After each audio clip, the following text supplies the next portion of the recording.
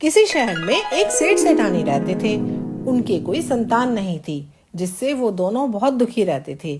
एक बार सेठानी ने पड़ोस की स्त्रियों को तिल चौथ का व्रत करते हुए देखा और पूछा, आप किस व्रत को कर रही हैं? इसके करने से क्या लाभ होता है? तब औरतें बोली, यह चौथ माता का व्रत है। इसके करने से धन, वैभव, पुत्र, सुहाग आदि सब कुछ प्राप्त होता है। घर में सुख शांति का वास होता है। तब सेठानी बोली कि यदि मेरे पुत्र हो जाए तो मैं चौथ माता का व्रत करके 1.25 किलो का तिलकुटा चढ़ाऊंगी। बाद में वह गर्भवती हो गई, तब भी भोग नहीं लगाया और चौथ माता से बोली, हे चौथ माता, यदि मेरे पुत्र हो जाए तो मैं 2.5 किलो का तिलकुटा चढ़ाऊंगी। गौरी पुत्र गणेश व चौथ माता की कृपा से उसको पुत्र रत्न की प्राप्ति हुई, पर उसने तिलकुटे का भोग नहीं लगाया।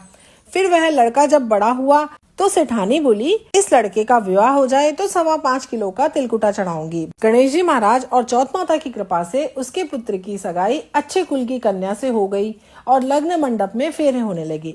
लेकिन दुर्भाग्यवश उस समय भी सेठानी चौथ माता का तिलकुटे का भोग लगाना भूल गई। तब चौथ माता और गणेश जी महाराज उस पर कुपित हो गए। अब फेरों के वक्त 3 ही फेरे हुए थे कि चौथ माता अपना कोप दिखाती हुई आई और दूल्हे राजा का अपहरण करके ले गई। गांव के बाहर पीपल के पेड़ पर छिपा दिया। सब लोग अचंभे में रह गए, एकाएक दूल्हा कहाँ चला गया। कुछ दिन बाद वह लड़की गणगौर पूजने जाते हुए उस पेड़ के पास से निकली तो पेड़ पर से दूल्हा बना हुआ लड़का बोला, आओ आओ मेरी अदब्याई नार आओ। वह भागी और अपने घर गई और अपनी माता को सब घटना कह सुनाई।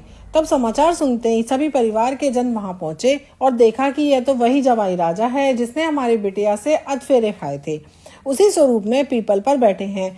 तो सभी ने पूछा, आप इतने दिनों से यहाँ क्यों बैठे हैं? इसका क्या कारण है? जवाई राजा ने बोले, मैं यहाँ चौथ माता के यहाँ गिरवी बैठा हुआ हूँ। मेरी माता से जाकर कहो, वह मेरे जन्म से लेकर अभी तक के बोले हुए सारे तिलकुटे का भोग लगाकर और चौथ माता से प्रार्थना करके क्षमा याचना करें, जिससे मुझे छुटकारा मिले।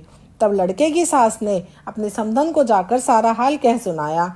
तब तो दोनों समधनों ने 1.25 मन का तिलकुटा गणपति भगवान और चौथ माता की पूजा करके भोग अर्पण करके क्षमा याचना की और चौथ माता ने प्रसन्न होकर दूल्हे राजा को वहां लाकर बिठा दिया, जहां वर वधु के 7 फेरे पूरे हुए और वर वधु सकुशल अपने घर के लिए विदा हुए। चौथ माता की कृपा से दोनों परिवारों में खुशहाली हुई। गणेश जी भगवान और तिल चौथ माता जैसे उस पर प्रसन्न हुए, वैसे सभी पर प्रसन्न रहना, सभी के मनोकामनाओं को पूर्ण करना। बोलिए गणपति महाराज की जय, चौथ माता की जय।